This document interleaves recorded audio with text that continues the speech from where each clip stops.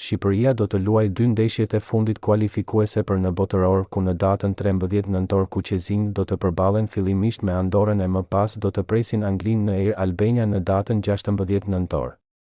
Një fitore në Andorra dhe një fitore e Anglisë kundër Serbisë e kualifikon skuadrën tonë zyrtarisht për në play-offin e Kupës së Botës, aty ku do të ketë 2 finale para se të shkojnë në Amerikë.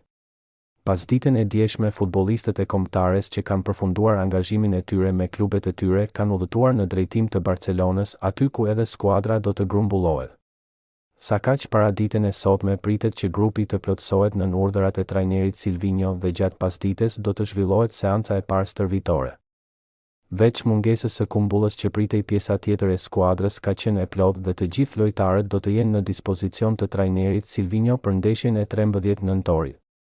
Kombëtarja do të qëndrojë në Barcelonë duke qenë se është afër me qytetin ku do të luhet ndeshja e 13 nëntorit. Një ditë para skuadra do të udhëtojë në drejtim të Andorrës dhe aty do të zhvillojë seancën e fundit stërvitore dhe do të ketë konferencën e shtypit. Pas ndeshjes, ekipi mund të zhvillojë edhe një seancë stërvitore atje e më pas do të rikthehet në Tiranë ku do të nisë përgatitjet për Anglinë.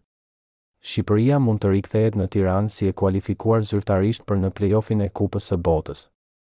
Kuqezinjve u mjafton një fitore minimale në fushën e Andorrës me kusht që Serbia të humbas kundër Anglisë në Londër. Një kombinim i tillë do ta bënte matematikisht të pamundur ndryshimin e klasifikimit pasi Shqipëria do të kishte 4 pikë më shumë se Serbia kur mbetej edhe një ndeshje për tu luajtur ku kuqezinjtë përballen me Anglinë ndërsa serbët do të presin në Leskvot skuadrën e Letonisë. Pak ditë më parë Silvinho publikoi listën me 25 lojtarët e grumbulluar për këto 2 takime.